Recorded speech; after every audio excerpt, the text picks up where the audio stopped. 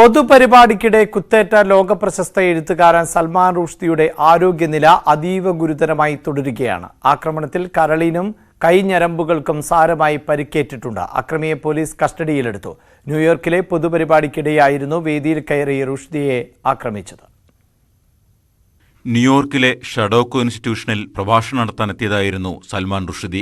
റുഷ്ദിയെ സദസ്സിന് മുന്നിൽ പരിചയപ്പെടുത്തുന്നതിനിടെ അപ്രതീക്ഷിതമായിട്ടായിരുന്നു ആക്രമണം. ആക്രമണത്തെ തുടർന്ന് സൽമാൻ റുഷ്ദി നിലത്ത് വീണു. കഴുത്തിൽ 2 കുത്തേറ്റതായാണ് റിപ്പോർട്ടുകൾ. ആക്രമണത്തെ തുടർന്ന് റുഷ്ദിയെ ഹെലികോപ്റ്ററിൽ ആശുപത്രിയിലേക്ക് മാറ്റി. അക്രമിയെ അറസ്റ്റ് ചെയ്തിട്ടുണ്ട്. ഇന്ത്യൻ വംശജനായ British പൗരനാണ് 75-കാരനായ Salman Rushdie.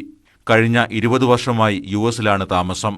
The Satanic versus എന്ന പുസ്തകത്തിന്റെ പേരിൽ 1980കളുടെ അവസാനം മുതൽ റുഷ്ദിക്ക് നേരെ വധഭീഷണിയുണ്ട്.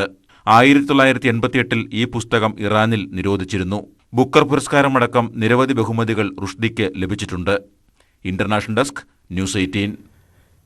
യോഗ്യതയില്ലാത്ത കൺസൾട്ടൻസിയെ മലിനജല സംസ്കരണ പ്ലാന്റ് നിർമ്മാണത്തിന് DPR തയ്യാറാക്കാൻ നിയോഗിച്ചതിനെതിരെ പ്രതിഷേധം ശക്തമാക്കാൻ ആവിക്കൽ തോട് സമരസമിതിയുടെ തീരുമാനം. ജനവാസ മേഖലയിൽ മലിനജല സംസ്കരണ പ്ലാന്റ് സ്ഥാപിച്ച് അമൃത് പദ്ധതിയിലെ ഫണ്ട് തട്ടാനാണ് കോഴിക്കോട് കോർപ്പറേഷന്റെ നീക്കമെന്നും ഇത് അനുവദിക്കില്ല എന്നും സമരസമിതി പ്രവർത്തകർ പറഞ്ഞു.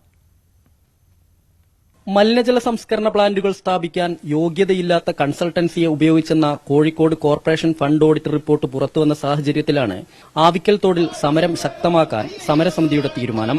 റാം ബയോളജിക്കൽസ് എന്ന കടലാസ് സംഘത്തെ ഉപയോഗിച്ച് DPR തയ്യാറാക്കിയെന്ന ന്യൂസ് 18 വാർത്ത ശരിവെക്കുന്നതായിരുന്നു ലോക്കൽ ഫണ്ട് ഓഡിറ്റ് റിപ്പോർട്ട്. അശാസ്ത്രീയമായ DPR തയ്യാറാക്കിയാണ് അമൃത് പദ്ധതിയിൽ ആവിക്കലും കോതിയിലും മലിനജല സംസ്കരണ പ്ലാന്റ് നിർമ്മിക്കാനൊരുങ്ങുന്നതെന്ന് ഓഡിറ്റ് റിപ്പോർട്ട് സാക്ഷ്യപ്പെടുത്തുന്ന സാഹചര്യത്തിലാണ് തീരദേശവാസികൾ സമരം ശക്തമാക്കാൻ ഒരുങ്ങുന്നത്. എന്ത് വില കൊടുത്തു ഈ അശാസ്ത്രീയമായ വ്യാജ DPR വെച്ച് ആവിക്കലിൽ പ്ലാന്റ് സ്ഥാപിക്കാമെന്നുള്ള വ്യാമോഹം, അതായത് അവർക്ക് കോടികൾ ഇതിൽ നിന്നുണ്ടാക്കുന്ന ലാഭം കൊയ്യാമെന്നുള്ള മോഹമായിട്ട് അവർ വരികയാണെങ്കിൽ ആ വാങ്ങിയതൊക്കെ തിരിച്ചു കൊടുപ്പിച്ച് ആവിക്കൽ ജനതയോട് മാപ്പ് പറയിപ്പിച്ചിട്ടേ ഞങ്ങൾ അവിടുന്ന് തിരിച്ചു പറഞ്ഞേക്കുള്ളൂ. മലിനജല സംസ്കരണ പ്ലാന്റുകൾ സ്ഥാപിക്കാൻ കള്ളക്കളികൾ നടത്തിയതിന്റെ വിവരം ഓഡിറ്റ് റിപ്പോർട്ടിലൂടെ പുറത്തുവന്നതോടെ കോർപ്പറേഷൻ ഭരണസമിതി പ്രതിരോധത്തിലായിട്ടുണ്ട്. തോട്ടത്തിൽ രവീന്ദ്രൻ മേയറായിരുന്ന കാലയളവിലാണ് യോഗ്യതയില്ലാത്ത കൺസൾട്ടൻസിയെ കൂടുതൽ പണം നൽകി DPR തയ്യാറാക്കാൻ നിയോഗിച്ചത്. S. വിനേഷ് കുമാർ, ന്യൂസ് 18, കോഴിക്കോട്. കൊച്ചി ചെലവന്നൂരിൽ കാർ യാത്രികരായ യുവാക്കളുടെ ദേഹത്ത് ടാർ ഒഴിച്ചെന്ന പരാതിയിൽ വഴിത്തിരിവ്. യുവാക്കളും റോഡ് നിർമ്മാണ തൊഴിലാളികളും തമ്മിലുണ്ടായ സംഘർഷത്തിനിടെ ടാർ അബദ്ധത്തിൽ ദേഹത്ത് വീഴുകയായിരുന്നുവെന്ന് വ്യക്തമാകുന്ന CCTV ദൃശ്യങ്ങൾ പുറത്തുവന്നു. ഒരു പ്രകോപനവും ഇല്ലാതെ തൊഴിലാളി ദേഹത്ത് ടാർ ഒഴിച്ചുവെന്നായിരുന്നു യുവാക്കളുടെ ആരോപണം. സംഭവത്തിൽ തൃപ്പൂണിത്തുറ സ്വദേശിയായ കൃഷ്ണപ്പ എന്ന തൊഴിലാളിയെ പോലീസ് അറസ്റ്റ് ചെയ്യുകയും ചെയ്തിരുന്നു. കടന്നുപോകാൻ വഴിയുണ്ടായിട്ടും റോഡിൽ നിർമ്മാണ പ്രവർത്തനം നടക്കുന്ന ഭാഗത്തിന് സമീപം കാർ നിർത്തുന്നതും തൊഴിലാളികൾ കാറിന് സഞ്ചരിക്കാൻ വഴിയൊരുക്കി നൽകുന്നതും CCTV ദൃശ്യങ്ങളിൽ വ്യക്തമാണ്. കാർ മുന്നോട്ട് പോകാൻ തയ്യാറാക്കാത്തതിനെ തുടർന്ന് യാത്രക്കാരും തൊഴിലാളികളും തമ്മിൽ തർക്കമുണ്ടായി. മുന്നറിയിപ്പ് ബോർഡ് പോലും വയ്ക്കാതെ ടാറിംഗ് നടത്തുന്നത് ചോദ്യം ചെയ്തതിന്റെ പേരിൽ ദേഹത്തെ തൊഴിലാളികൾ ടാർ ഒഴിച്ചെന്നായിരുന്നു കാർ യാത്രക്കാർ നൽകിയ മൊഴി. എന്നാൽ ഈ ആരോപണങ്ങൾ തെറ്റാണെന്ന് ദൃശ്യങ്ങളിൽ നിന്നും വ്യക്തമാക്കുന്നതായി പോലീസ് പറയുന്നു. ഇരുകൂട്ടരും തമ്മിൽ തർക്കമുണ്ടായതിനെ തുടർന്ന് കാറിലുണ്ടായിരുന്നവരാണ് തൊഴിലാളികളെ ആദ്യം ആക്രമിക്കാൻ മുതിർന്നത്. തുടർന്നുണ്ടായ പിടിവലിക്കിടെ തൊഴിലാളിയുടെ കയ്യിലുണ്ടായിരുന്ന കന്നാസിൽ നിന്ന് യാത്രക്കാരുടെ മേൽ ടാർ വീഴുന്നതാണ് പോലീസ് ശേഖരിച്ച CCTV ദൃശ്യങ്ങളുള്ളത്. കാറിലെത്തിയ ആളുകളാണ് സംഘർഷത്തിന് കാരണക്കാരെന്ന് സ്ഥലത്തുണ്ടായിരുന്നവരും പോലീസിന് മൊഴി നൽകിയിട്ടുണ്ട്. കാറിലെത്തിയവർ മദ്യപിച്ചതായുള്ള വിവരവും പോലീസിന് ലഭിച്ചിട്ടുണ്ട്. തൊഴിലാളിയുടെ പരാതിയിൽ കാർ യാത്രികർക്കെതിരെയും പോലീസ് കേസെടുത്തു. ന്യൂസ് 18, കൊച്ചി. KSRTC ഡീസൽ പ്രതിസന്ധിക്ക് താൽക്കാലിക പരിഹാരം സർക്കാർ അനുവദിച്ച് 20 കോടി KSRTCക്ക് ലഭിച്ചു. തുടർന്ന് ഡീസൽ കുടിശ്ശിക അടച്ചു തീർത്തു. 15 കോടിയായിരുന്നു കമ്പനികൾക്ക് ഡീസൽ കുടിശ്ശിക നൽകാനുണ്ടായിരുന്നത്. സർവീസ് പഴയപടി നടത്തും. ജൂലൈ മാസത്തെ ശമ്പള വിതരണവും ഭാഗികമായി തുടങ്ങി. കാഷ്വൽ ലേബേഴ്സിന് ശമ്പളം നൽകി. ബാക്കി ജീവനക്കാരുടെ കാര്യത്തിൽ അനിശ്ചിതത്വം തുടരുകയാണ്. സർക്കാർ സഹായമായി 103 കോടി രൂപ ധനവകുപ്പിനോട് ചോദിച്ചിട്ടുണ്ട്. 17-ന് ഗതാഗത മന്ത്രി ട്രേഡ് യൂണിയൻ പ്രതിനിധികളുടെ യോഗം വിളിച്ചിട്ടുണ്ട്. CPI കാസർഗോഡ് ജില്ലാ സമ്മേളനത്തിന് കാഞ്ഞങ്ങാട് തുടക്കമായി. ഇന്ന് നടക്കുന്ന പ്രതിനിധി സമ്മേളനത്തിൽ ജില്ലാ സംസ്ഥാന നേതൃത്വങ്ങൾക്കെതിരെ ശക്തമായ വിമർശനം ഉയർന്നേക്കും. മുൻമന്ത്രി E. ചന്ദ്രശേഖരൻ 3ാം തവണയും മത്സരിച്ചതിനെതിരെ പ്രതിനിധി സമ്മേളനത്തിൽ വിമർശനം ഉയരുമെന്നാണ് സൂചന. LDFിലെ പ്രധാന ഘടകകക്ഷിയായ CPIക്ക് CPIM അർഹമായ പരിഗണന നൽകുന്നില്ല എന്ന ആക്ഷേപവും പ്രവർത്തകർക്കുണ്ട്. സമ്മേളനത്തിൽ ദേശീയ എക്സിക്യൂട്ടീവ് അംഗം K. ഇസ്മായിൽ, സംസ്ഥാന അസിസ്റ്റന്റ് സെക്രട്ടറിമാരായ അഡ്വക്കേറ്റ് K. പ്രകാശ് ബാബു, സത്യൻ മുഖേരി, ദേശീയ കൗൺസിൽ അംഗം E. ചന്ദ്രശേഖരൻ MLA, സംസ്ഥാന എക്സിക്യൂട്ടീവ് അംഗം CP മുരളി എന്നിവർ പങ്കെടുക്കും. മതരഹിതർക്കും സാമ്പത്തിക സംവരണത്തിന് അർഹതയുണ്ട് എന്ന് ഹൈക്കോടതിയുടെ സുപ്രധാന ഉത്തരവ്. ഇത്തരക്കാർക്ക് മതരഹിതർ എന്ന സർട്ടിഫിക്കറ്റ് നൽകണം. ഇതിനായി സംസ്ഥാന സർക്കാർ ഉടൻ നയങ്ങളും മാനദണ്ഡങ്ങളും രൂപീകരിക്കണമെന്നും കോടതി നിർദ്ദേശിച്ചു. മതരഹിത സർട്ടിഫിക്കറ്റ് ഉള്ളവരിൽ അർഹരായവരെ 10% സാമ്പത്തിക സംവരണത്തിൽ ഉൾപ്പെടുത്തണമെന്നാണ് ഉത്തരവ്. ഇത് ഭരണഘടനാപരമായ അവകാശമാണ്. ഒരു മതത്തിലും ജാതിയിലും ഉൾപ്പെട്ടിട്ടില്ല എന്നതിന്റെ പേരിൽ സാമ്പത്തികമായി പിന്നോക്കം നിൽക്കുന്നവർക്ക് ലഭിക്കേണ്ട അവകാശങ്ങൾ തടയരുത്. പുരോഗമനവാദികളെന്ന് അവകാശപ്പെടുന്ന സർക്കാരിന് ഒരിക്കലും അത് നിഷേധിക്കാനാവില്ലെന്നും കോടതി പറഞ്ഞു. കോളേജ് പ്രവേശനത്തിനായി മതമില്ലാത്ത ജീവിതം തെരഞ്ഞെടുത്ത വിദ്യാർത്ഥികൾ നൽകിയ ഹർജിയിലാണ് ജസ്റ്റിസ് VG അരുണിന്റെ വിധി. മതനിരപേക്ഷ രാജ്യമായ ഇന്ത്യയിൽ മതമില്ലാത്ത ജീവിതം തെരഞ്ഞെടുക്കുന്നവർ പ്രോത്സാഹനം അർഹിക്കുന്നുണ്ടെന്ന് ഹർജിയിൽ വാദം കേൾക്കുന്നതിനിടെ കോടതി നിരീക്ഷിച്ചിരുന്നു. ഒരു മതത്തിലും ചേരില്ല എന്നത് ഒരു കൂട്ടം വ്യക്തികളുടെ ബോധപൂർവമായ തീരുമാനമാണ്. ഒരു പ്രത്യേക സമുദായത്തിൽപ്പെട്ടവരായി മുദ്ര കുത്തപ്പെടാൻ അവർ ആഗ്രഹിക്കുന്നില്ല. മതമില്ലാത്ത ജീവിതം തെരഞ്ഞെടുത്തതിനാൽ അവർക്ക് പാരിതോഷികം നൽകണമെന്ന് കരുതുന്നു എന്നായിരുന്നു ജസ്റ്റിസ് VG അരുണിന്റെ പരാമർശം. ന്യൂസ് 18 കൊച്ചി. പ്രകൃതിയുടെ സംഗീതമാണ് നഞ്ചമ്മയുടേത് എന്ന കഥാകൃത്ത് T. പത്മനാഭൻ. സംഗീതജ്ഞർക്ക് മുമ്പേ സംഗീതം ഉണ്ടായിട്ടില്ലേ എന്ന നഞ്ചമ്മയുടെ ചോദ്യം പ്രസക്തമാണ് എന്നും അദ്ദേഹം പറഞ്ഞു. കേരള ഫോക്ലോർ അക്കാദമി കണ്ണൂരിൽ സംഘടിപ്പിച്ച പാട്ടമ്മയ്ക്കൊപ്പം പരിപാടി ഉദ്ഘാടനം ചെയ്യുകയായിരുന്നു അദ്ദേഹം.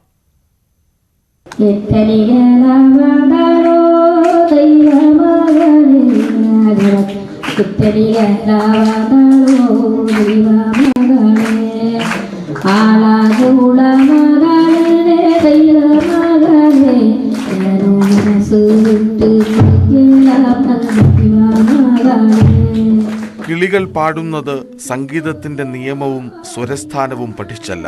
സംഗീതത്തിൽ കണക്കുകളും നിയമവും ആവശ്യമാണ്. എന്നാൽ കൂടുതലായാൽ അതും ഭാരമാണ്.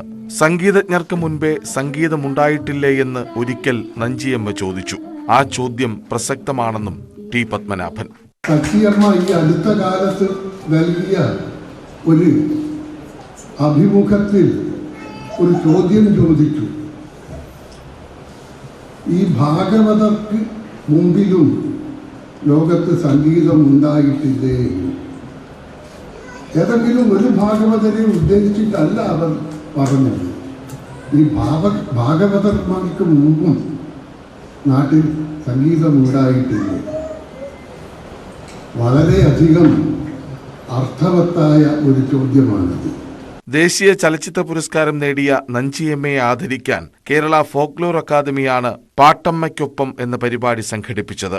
ആസാദി കാ അമൃത് മഹോത്സവത്തിന്റെ ഭാഗമായിരുന്നു പരിപാടി.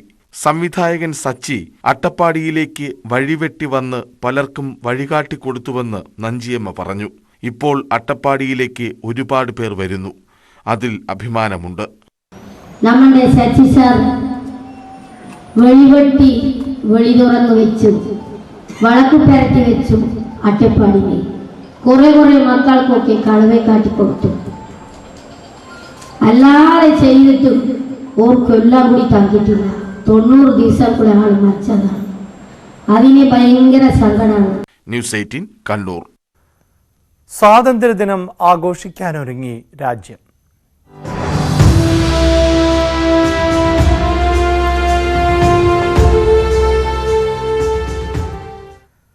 സ്വാതന്ത്ര്യപ്പിറവി സ്കൂളിൽ ആഘോഷിച്ചതിന്റെ ഓർമ്മയിലാണ് 85-കാരിയായ തങ്കമണി അയ്യർ. അന്ന് കൂട്ടുകാർക്കൊപ്പം അവതരിപ്പിച്ച കലാപരിപാടികളുടെ മധുര സ്മരണ ഓരോ സ്വാതന്ത്ര്യദിനത്തിലും കൂടുതൽ ദീപ്തമാകുന്നു.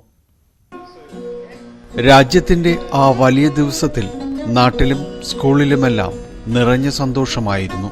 കോഴിക്കോട് തിരുവന്നൂർക്കാരി പന്നിയങ്കര പൊക്കാവ് സ്കൂളിലായിരുന്നു തങ്കമണി അയ്യർ എന്ന് പഠിച്ചിരുന്നത്. കൂട്ടുകാർക്കൊപ്പം അവതരിപ്പിച്ച പ്രസംഗഭാഗമാണ് ഇപ്പോഴും ഓർമ്മയിൽ. സ്വാതന്ത്ര്യത്തിന് 2 ദിവസം ഒരു ആനിവേഴ്സറി ഉണ്ട് ഞങ്ങൾക്ക്. സ്വാതന്ത്ര്യ ദിവസത്തിന് അന്ന് തങ്കമണിയുടെയും ഒരു ആൺകുട്ടിയും രണ്ടുപേരും കൂടിയിട്ട് ഒരു പ്രോഗ്രാം ഇട്ട് നിങ്ങളുടെ പറഞ്ഞു. അത്രേ പറഞ്ഞുള്ളൂ. അത് പറഞ്ഞപ്പം 2 പേപ്പറൊന്ന് കൈ തന്നു, ഇത് വായിച്ച് പഠിക്കാനും പറഞ്ഞു. ആൺകുട്ടിക്ക് ഹിന്ദിയിൽ എഴുതിയിരിക്കണം, എനിക്ക് മലയാളത്തിൽ എഴുതി തന്നിട്ടുണ്ട്. ഞങ്ങളത് വായിച്ച് നോക്കി പഠിച്ചു. ആദ്യം ടീച്ചറെ അടുത്ത് പോയി ടീച്ചറെ വായിച്ച് പറയാൻ പറഞ്ഞു. ആ കുട്ടി മേ ആസാദിക്ക സിപ്പാഹിഹും എന്ന് പറയും. ഞാനിങ്ങനെ കയ്യിൽ രണ്ടുപേരും പൊടിയൊക്കെ ഫ്ലാഗൊക്കെ വെച്ചിട്ട് വെള്ള പാൻറ്റും വെള്ള ഷർട്ട് വെള്ള തൊപ്പിയൊക്കെ വെച്ചിട്ടാണ് ഞങ്ങൾ. അങ്ങനെ കുട്ടികളല്ലേ, വലിയ തമാശയാണ്. അതൊക്കെ കഴിഞ്ഞ് സിപ്പാഹിക്കുന്നു, ഞാൻ സ്വതന്ത്ര ഇന്ത്യയുടെ ഭരണമാകുന്നു എന്ന് പറയും. ഞാൻ അതൊക്കെ പറഞ്ഞ് ഒരു 10-20 വാചകം ഒന്നും എനിക്ക് ഓർമ്മ വരുന്നില്ല, കുറേ കാലമായില്ല. അതൊക്കെ പറഞ്ഞ് രണ്ടുപേരും അതൊക്കെ പറഞ്ഞു കഴിഞ്ഞു. ഒടുക്കം ജയ് ഹിന്ദ് പറഞ്ഞ് കട്ടനിട്ട് ജാഗത്തെ കൊണ്ടുപോകാം. കട്ടനുള്ളിൽ വന്നപ്പം ടീച്ചറെ ബ്രദർ എന്നെ എടുത്ത് ഒരു വട്ടം ചുറ്റി, നന്നായിട്ടോ മോളെ അസലായി എന്ന് പറഞ്ഞു എന്നോട്. കാലം പലത് കടന്നുപോയിട്ടും ജീവിതത്തിൽ ഒരുപാട് മാറ്റങ്ങൾ സംഭവിച്ചിട്ടും ഇന്നും ആ ദിവസം ഏറെ നിറങ്ങളോടെ മനസ്സിലുണ്ട്. കലാരംഗത്തോട് പിന്നീട് ഏറെ അടുപ്പം പുലർത്താനുള്ള സാഹചര്യവും തങ്കമണി അയ്യർക്ക് ഉണ്ടായി. നിരവധി ചിത്രങ്ങളിൽ ചെറിയ വേഷങ്ങളിൽ പ്രത്യക്ഷപ്പെട്ടിട്ടുണ്ട്. ഭർത്താവിന്റെ മരണശേഷം കൊച്ചിയിൽ മക്കൾക്കൊപ്പം ഫ്ളാറ്റിലാണ് ഇപ്പോൾ താമസം. ന്യൂസ് 18 കൊച്ചി. സ്വാതന്ത്ര്യത്തിന്റെ 75ാം വാർഷികാഘോഷം സംഗീത സാന്ദ്രമാക്കാൻ ഏഴിമല നേവൽ അക്കാദമി ബാൻഡ് സംഘം ഒരുങ്ങി. ശനിയാഴ്ച നടക്കുന്ന വാദ്യസംഗീത പരിപാടിയുടെ അവസാനഘട്ട റിഹേഴ്സൽ മുണ്ടയാട് ഇൻഡോർ സ്റ്റേഡിയത്തിൽ നടന്നു. ജില്ലാ ഭരണകൂടം, DTPC, കണ്ണൂർ കോർപ്പറേഷൻ എന്നിവയുടെ സഹകരണത്തോടെയാണ് മുണ്ടയാട് ഇൻഡോർ സ്റ്റേഡിയത്തിൽ പരിപാടി സംഘടിപ്പിക്കുന്നത്. അന്തർദേശീയ തലത്തിൽ പ്രശസ്തമായ നേവൽ ബാൻഡ് സംഘം 1 മണിക്കൂർ നേരം കാണികളെ ആവേശത്തിലാക്കും. Master chief petty officer S. ജാനകിരാമന്റെ നേതൃത്വത്തിലുള്ള 28 പേരുടെ സംഘമാണ് വാദ്യസംഗീത പരിപാടി അവതരിപ്പിക്കുന്നത്.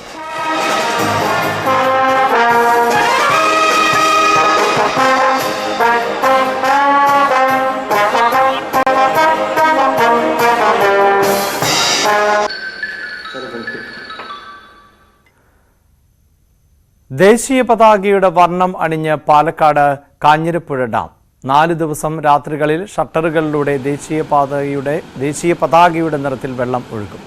സ്വാതന്ത്ര്യത്തിന്റെ 75ാം വാർഷികാഘോഷങ്ങളുടെ ഭാഗമായാണ് അണക്കെട്ടിൽ ത്രിവർണ്ണ പതാകയുടെ മാതൃകയിൽ ലൈറ്റുകൾ തെളിച്ചത്.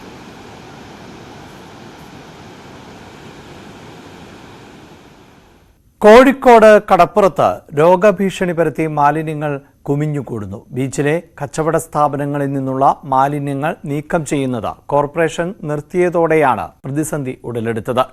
മാലിന്യങ്ങൾ വേർതിരിക്കാത്തതിനാണ് നീക്കം ചെയ്യാൻ തടസ്സം എന്നാണ് കോർപ്പറേഷന്റെ വിശദീകരണം.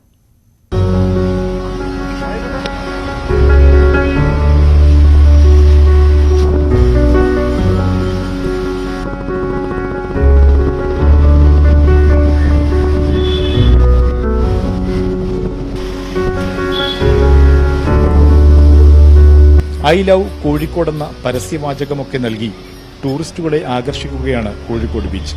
എന്നാൽ ഇവിടെ എത്തുന്ന സന്ദർശകരെ കാത്തിരിക്കുന്നത് മാലിന്യ കൂമ്പാരങ്ങളാണ്. ഭക്ഷണ മാലിന്യങ്ങൾ ഉൾപ്പെടെ ഒരാഴ്ചയായി നീക്കം ചെയ്യാതെ ബീച്ചിൽ കെട്ടിക്കിടക്കുന്നു.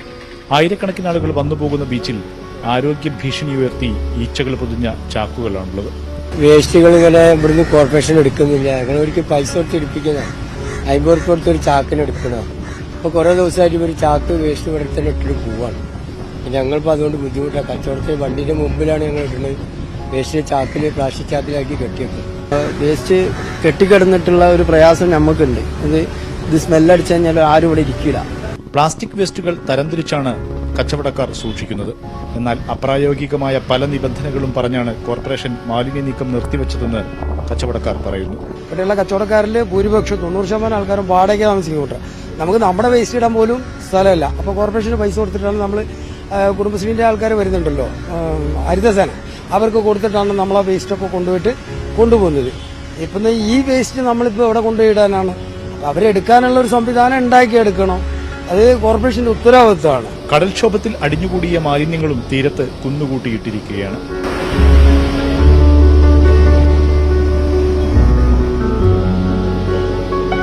നൂറുകണക്കിന് ആളുകൾ ഇരിക്കുന്ന സ്ഥലങ്ങളാണ് ഭക്ഷണം കഴിക്കാനൊക്കെ. ആ സ്ഥലത്താണ് ഈ വേസ്റ്റ് കിടക്കുന്നത്. ആരെങ്കിലും ഇരിക്കാനുള്ള ഒരു ഇതുണ്ടാവും.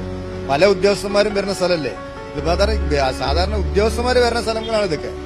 അവരെ കണ്ണെങ്കിലും തുറക്കണ്ടേ? ഇങ്ങനെ ഒരു സംഭവം ഉണ്ട്, അത് അവർ ചെയ്യണം എന്നുള്ളത് അവരെങ്കിലും ഒന്ന് മനസ്സിലാക്കണം. സാധാരണക്കാരനൊക്കെ എല്ലാവരും മനസ്സിലാക്കുന്നവര് ജനങ്ങൾക്ക് വിഷമങ്ങളാണ്. നിർദ്ദേശങ്ങൾ പാലിക്കാൻ കച്ചവടക്കാർ തയ്യാറാവുന്നില്ലെന്നാണ് കോർപ്പറേഷൻ വിശദീകരണം. കോർപ്പറേഷൻ മാലിന്യ സംസ്കരണ സംവിധാനം അവതാളത്തിലായതാണ് പ്രതിസന്ധിക്ക് കാരണമെന്നാണ് സൂചന. ഉൽപ്പാദിപ്പിക്കുന്ന മാലിന്യം മുഴുവൻ ഉൾക്കൊള്ളാൻ കഴിയാതെ പ്രതിസന്ധിയിലാണ് വെസ്റ്റ് ഹില്ലിലെ മാലിന്യ സംസ്കരണ കേന്ദ്രം. ഏതായാലും കടൽ തീരം ആസ്വദിക്കാൻ ബീച്ചിലെത്തുന്നവർ ഇപ്പോൾ മൂക്കുപൊത്തി നടക്കേണ്ട സ്ഥിതിയാണ്.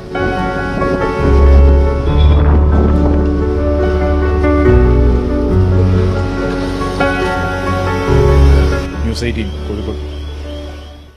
ഇത്തവണ ഓണം ആഘോഷമാക്കാൻ കണ്ണഞ്ചിപ്പിക്കുന്ന ഓഫറുകളുമായി രാജ്യത്തെ മുൻനിര വസ്ത്രവിപണന ശൃംഖലയായ ട്രെൻഡ്സ്. ആകർഷകമായ വിലക്കുറവിനൊപ്പം വ്യത്യസ്തമായ മത്സരങ്ങളും ഉപഭോക്താക്കളെ കാത്തിരിക്കുന്നു. ഓണം നല്ല ഓണം റോഡ് ഷോ നടി നിഖില വിമൽ ഫ്ളാഗ് ഓഫ് ചെയ്തു. നാടിനെ ഓണാഘോഷത്തിന്റെ ആവേശത്തിലെത്തിക്കാൻ ഒരു മാസം നീണ്ടു നിൽക്കുന്ന മത്സരങ്ങളാണ് ട്രെൻഡ്സ് ഒരുക്കുന്നത്. ഓണം നല്ലോണം ക്യാമ്പയിനിൽ 6 ലക്ഷം രൂപയുടെ സമ്മാനങ്ങൾ ഉപഭോക്താക്കളെ കാത്തിരിക്കുന്നു. Trend സെറ്റർ college, trend സെറ്റർ group photo, trend സെറ്റർ പൂക്കളം എന്നീ 3 ഇനങ്ങളിലാണ് മത്സരം. നടി നിഖില വിമലും ട്രെൻഡ്സ് കേരള മേധാവി വിനോദ് സുബ്രഹ്മണ്യനും ചേർന്ന് ക്യാമ്പയിന്റെ ഭാഗമായുള്ള റോഡ് ഷോ ഫ്ളാഗ് ഓഫ് ചെയ്തു. ട്രെൻഡ്സും മലയാള മനോരമയും ചേർന്നൊരുക്കുന്ന ഓണം നല്ല ഓണം കേരളത്തിൽ 14 ജില്ലകളായി നടത്തപ്പെടുന്ന റോഡ് ഷോയുടെ ഫ്ളാഗ് ഓഫ് കർമ്മമാണ് നമ്മുടെ ട്രെൻഡ് സെറ്റർ കോളേജ് കോൺടെസ്റ്റിൽ പങ്കെടുക്കാൻ 20 പേരടങ്ങുന്ന കോളേജ് ടീമായാണ് രജിസ്റ്റർ ചെയ്യേണ്ടത്. ഓണാഘോഷത്തിൽ കുടുംബത്തോടോ കൂട്ടുകാരോടോ സഹപ്രവർത്തകരോടൊപ്പം നേരത്തെയോ ഇപ്പോഴോ എടുത്ത ഫോട്ടോ അപ്ലോഡ് ചെയ്ത് ട്രെൻഡ് സെറ്റർ ഗ്രൂപ്പ് ഫോട്ടോ മത്സരത്തിൽ പങ്കെടുക്കാം. പൂക്കളത്തിന്റെ ഫോട്ടോ അപ്ലോഡ് ചെയ്ത് ട്രെൻഡ് സെറ്റർ പൂക്കളം കോൺടെസ്റ്റിലും പങ്കെടുക്കാം. 3 കോൺടെസ്റ്റാണ് നമ്മൾ മേജർലി ചെയ്യുന്നത്. നമ്മൾ മേജർലി ട്രെൻഡ് സെറ്റർ കോളേജ്, കേരളത്തിലുള്ള എല്ലാ കോളേജസിനെയും നമ്മൾ ഒന്നിച്ചിട്ട് ഒരു കോൺടെസ്റ്റാണ് നമ്മൾ ചെയ്യുന്നത്, ട്രെൻഡ് സെറ്റർ കോളേജ്. പിന്നെ സെക്കൻഡ് ഒരു കോൺടെസ്റ്റ് ഉള്ളത് വെച്ചാൽ ട്രെൻഡ് സെറ്റിംഗ് പൂക്കളം. അപ്പോൾ പൂക്കളത്തിന് ഒരു കോമ്പറ്റീഷനായിട്ട് നമ്മൾ ചെയ്യുന്നുണ്ട്. പിന്നെ ട്രെൻഡ് സെറ്റർ ഗ്രൂപ്പ്, അതായത് ഒരു സെൽഫി കോൺടെസ്റ്റാണ്. ഇങ്ങനെ 3 കോൺടെസ്റ്റാണ് നമ്മൾ ചെയ്യുന്നത്. ഓണത്തിന് കേരളത്തിലെ 162 ട്രെൻഡ് സ്റ്റോറുകളിലും 3499 രൂപയ്ക്ക് ഷോപ്പിംഗ് നടത്തിയാൽ അത്രയും തന്നെ വിലമതിക്കുന്ന തുണിത്തരങ്ങൾ സൗജന്യമായി നൽകുന്ന വമ്പൻ ഓണ ഓഫറാണ് ട്രെൻഡ്സ് പ്രഖ്യാപിച്ചിരിക്കുന്നത്. സ്വാതന്ത്ര്യദിനത്തോടനുബന്ധിച്ചും ആകർഷകമായ ഷോപ്പിംഗ് ഓഫറുകളുണ്ട്. ന്യൂസ് 18 കൊച്ചി. ഈ ന്യൂസ് ബുള്ളറ്റിൻ പൂർണ്ണമാകുന്നു. നമസ്കാരം.